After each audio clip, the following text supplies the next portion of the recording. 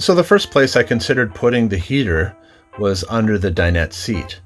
And when I thought about it, that ultimately presented two problems. One of them, the first, being that we store a lot of things underneath there. It's a convenient place to store things. It's got easy access through the door in the end right there. But the other problem was, where do I put the vent? Now, the only place that I could put the vent where the hot air comes out would be down along there somewhere. And if you're sitting at the dinette, what's invariably going to happen is you're going to be kicking that vent with your heels, and they're just made of plastic. They're pretty tough, but ultimately you're going to end up breaking them. So where I landed, since the front dinette was out of the question, is I decided to install the heater underneath the rear bed, right back here. Let me grab it and I'll show you.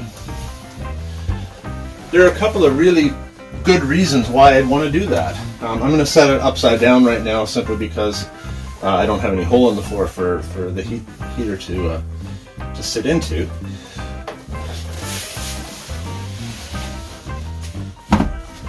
But the first one is space. There's a ton of room down here where it will very easily fit.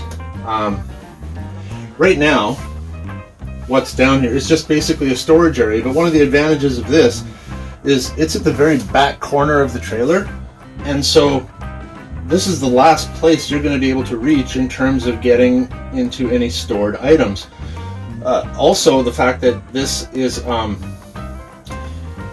made up into a bed normally, and so you don't get under here anyway. So what's nice about this is that I can mount this heater. I can tuck that way back there.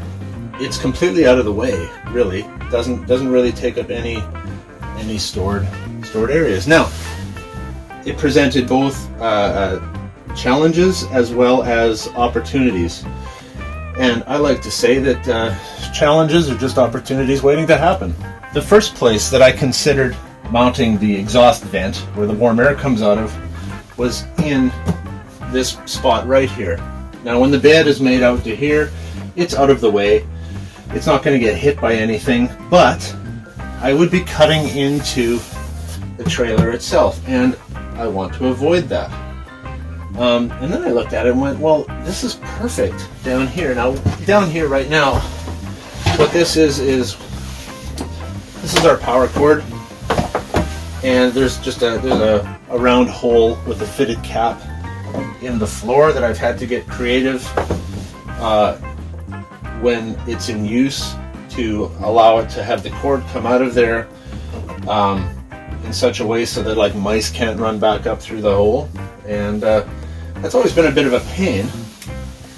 And so I am more than happy to install a permanent 30 amp RV plug and get rid of this cord that's bouncing around there.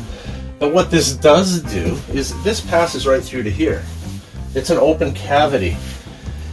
And what that means is that I can vent the heat from the heater. Once the heater's installed, I can close this off and create its own little cavity. I can even insulate around it. And this little door right here, what I'm going to do is I'm going to take this door off. I'm going to duplicate it. I'll build a door that's exactly the same, dimensionally exactly the same size.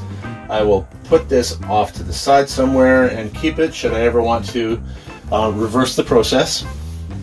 And I will put a new door on here with some nice vented slats. Basically create like a heat grill out of the door for the warm air to pass through. That will fit very well into the decor of the trailer, I think. So I'm pretty excited about that, and I can tell you that my wife will be happy about that. Yeah, not cutting into the trailer to put a vent in is important. And so with this unit mounted in here and insulating it with the correct insulation it's not affected by heat or anything, that will be a perfect location to mount the heater. Now, anytime you're going to mount a heater like this, it's going to require you to cut through the floor. So what's really important is to know what's underneath there and pay attention to that, because you don't want to be cutting into anywhere where you've got maybe a propane line running underneath or some wiring running underneath. You could damage that.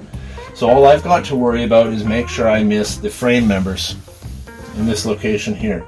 So let's go take a look outside and see what's under the trailer at the back corner here. So here we are at the outside of the trailer, and yeah, I'm just going to try and take a look underneath here and see what we've got. Yeah, so there's that cap I was referring to where the power cable comes out. And if we look back here, other than this little angled piece right here, the frame member itself sits far enough back, so that's completely out of the way. I've got this whole back corner here where there's plenty of room, so it's the perfect location to mount the heater. So I'm really quite excited about that. And I've transferred those measurements using masking tape because I like to measure twice and only cut once. I don't like to cut and then fix and then cut again. I've transferred those lines with where the frame members are with masking tape, and yeah, I can see that I've got so much room to be able to mount this heater. It's actually the location couldn't be any better, really. So I guess I'll get to work.